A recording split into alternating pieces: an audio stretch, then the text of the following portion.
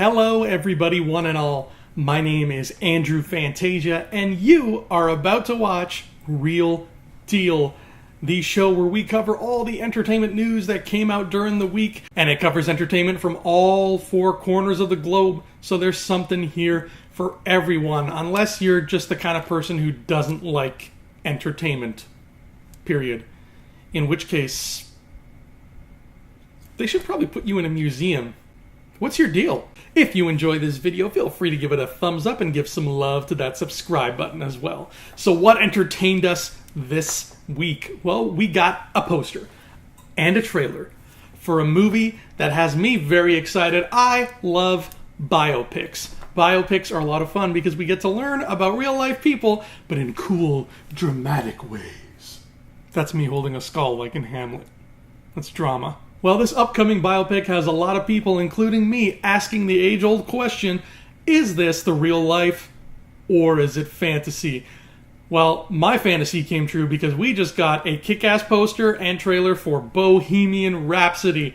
That's right, the life story of Mr. Freddie Mercury himself. This was slated to come out this Christmas, but has been bumped up to October, so we're getting this a lot sooner than we hoped. And if this trailer is any indication, this is going to be an epic as hell kind of movie.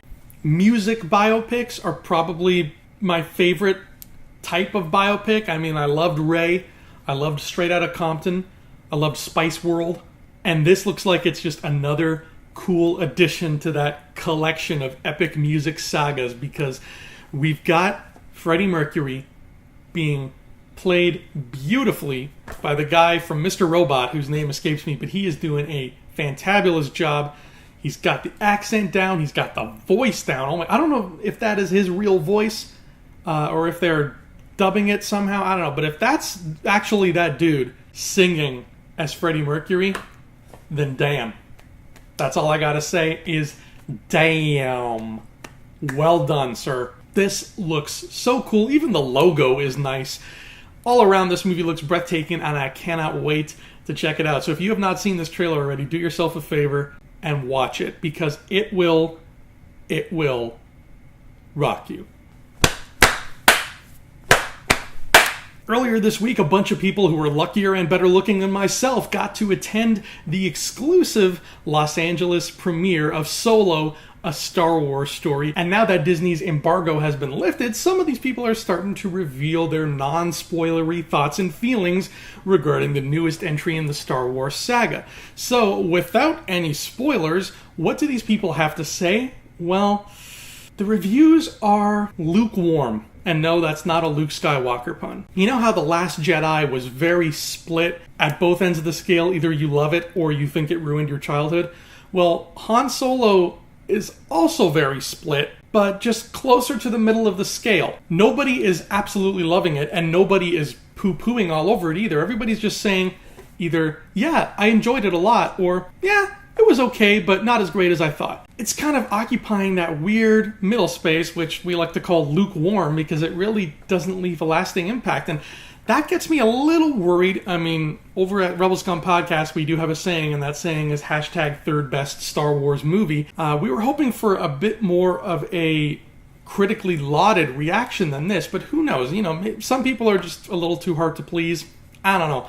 I'm still going in there expecting to have a good time regardless, and I know that this isn't going to be the sort of game-changing epic tale that was The Last Jedi. This is a much smaller story, and I think if I go in with that in mind, I'm gonna have a great time, and you will too. So don't listen to the critics, just listen to your heart and enjoy a fun-ass movie with a Wookiee in it. You better buckle up, baby. That's my Lando. Donald Glover, if you ever, have a sick day, it's okay.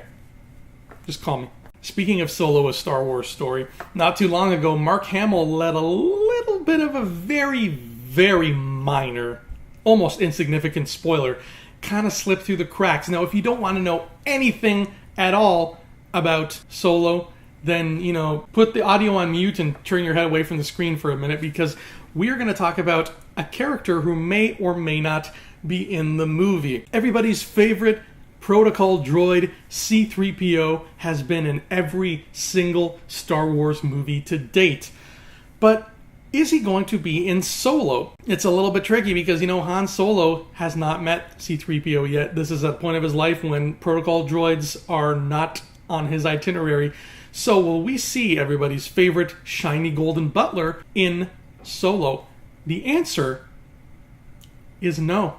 For the first time in history, it's gonna be Rain and Men. But also, we're gonna get a Star Wars film that does not have C-3PO in it. And that makes my heart hurt a little, but Lucasfilm knows a good luck charm when they see one. Just because C-3PO is not in it doesn't mean Anthony Daniels won't be. The man behind the Golden Mask himself, Anthony Daniels, is suiting up to be in Solo: A Star Wars Story. He is just not going to play C-3PO, he's playing another character. Now, the answer to who he's playing is a bit more spoilery, so I'm not going to reveal it here. But you can rest easy knowing that Anthony Daniels does have a life outside that golden suit, and he will be portraying another character in Solo. Now, please stop posting spoilers for this movie.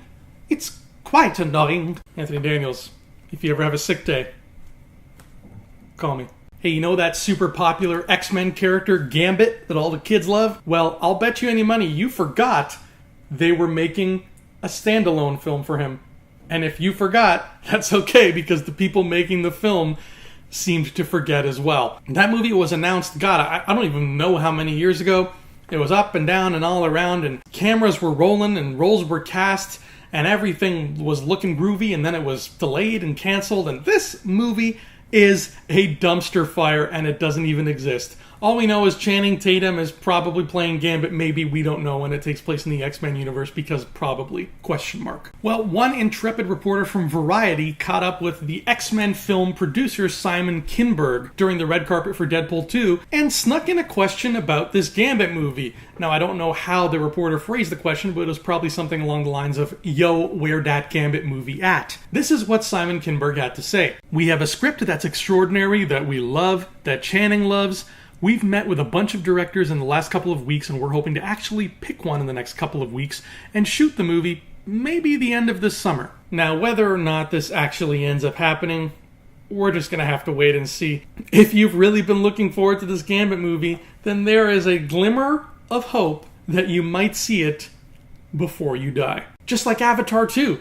Maybe they'll come out on the same day. While Marvel still has not released their movie slate for upcoming Phase 4, which we're all really excited for, I think, they have been dropping a lot of hints as to what we can expect, and one name that kept popping up is The Eternals. The Eternals is a hot property that Marvel has been flirting with the idea of adapting into a big screen production for quite some time.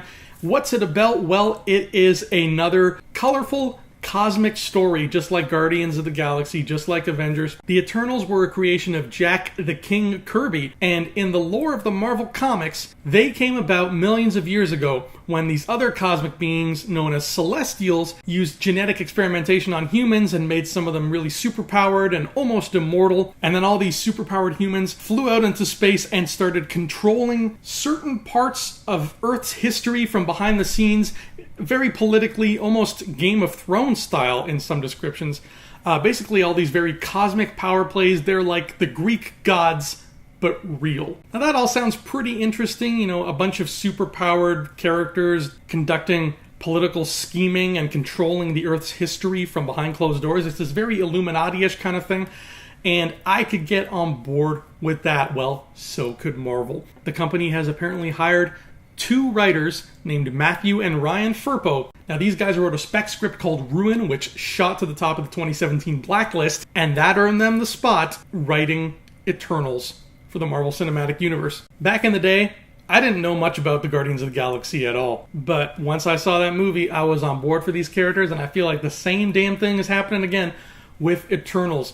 It sounds like a cool concept. I've never read one of their comics in my life, but now I'm on board. I want to see how this plays out. Have they been pulling the strings through the MCU this whole time? Because that would be dope. We'll have to wait and see what happens. Hopefully Matthew and Ryan Firpo deliver a kick-ass script. And today's final bit of news is the kind that just puts a smile on your face and warms your heart. Now, I live just outside the city of Toronto, Canada. And unfortunately, we've had a bit of a tragic couple of weeks here in the city of Toronto. Back in April, there was a very unfortunate incident in which several pedestrians were killed and injured by a van that basically run amok through the street. You know, it shook up a lot of people. It was a big deal up here. And about a week after this happened, Infinity War came out. And for a movie that's about so much death, it kind of came out a little too soon for some people, considering what had happened. Well, now I'd like to introduce you to one man who decided that the time for mourning was past, and he wanted to put a smile on the faces of the people of Toronto. And he did it in a very cool way. Check this out. This man's name is Frank Karachi. And the other day, Frank suited up in an excellent-looking Thanos costume, complete with purple face paint and everything, and started walking down the streets of Toronto, just walking around, being Thanos, taking pictures with people, having a good time, bringing smiles to people's faces, and then to top it off, he went and did something very cool. With the cooperation of the Toronto police, this man arranged it so that the police would visibly arrest Thanos for his crimes and toss him into a squad car. We can see here these paparazzi-esque photos of Thanos being hauled away by the Toronto police, and this tweet here from Police Constable Papadopoulos reads, "The Toronto police do what the Avengers couldn't do. Stop Thanos. Hashtag job well done. Hashtag we are hiring." This just makes me all warm and gooey. This is great. Frank Karachi said, you know, he made the costume to just put a smile on his daughter's face and make her laugh, and then he thought, you know what, you know who else really could use a smile and a laugh right now? The city I live in. And he did this, and he walked around, and he engaged his community, and he had a lot of fun, and he kind of let the city breathe a little sigh of relief and let things get back to normal. And I think we all needed that right now. So Mr. Karachi, you rock, sir. Thank you so much for doing this. And thank you to the OPP for finally putting the Mad Titan behind bars. Nick Fury, I'll be expecting to hear from you regarding the Toronto Avengers Initiative anytime now, buddy. If you ever want to take a sick day, call me. That has been Real Deal, folks. Thank you so much for watching and listening to all the crazy stuff that happened in the world of entertainment. My name is Andrew Fantasia, and I'll see you here next time. Until then, adios.